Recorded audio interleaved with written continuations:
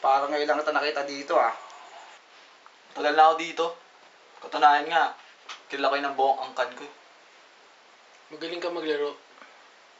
Pero di mo ba alam, minsan di pa ako natatalo. Ganyan talaga ang buhay. Minsan nanalo, minsan natatalo.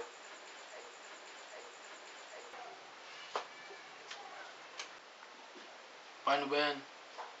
Mukhang hanggang ngayon, banalo pa rin ako. Plases. Full house.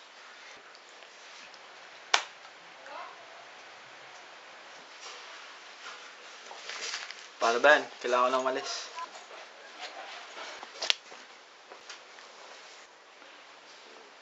Mandaraya ka!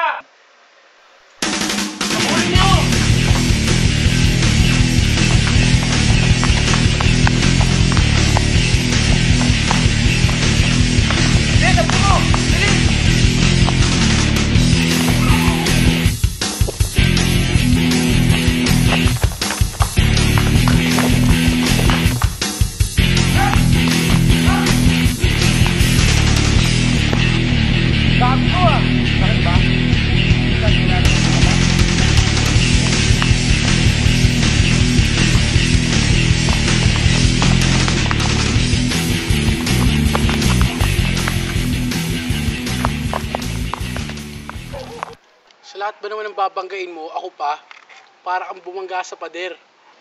Kahit gaano ka katigas, babagsak at babagsak ka pa rin. Sasagot ka pa ah.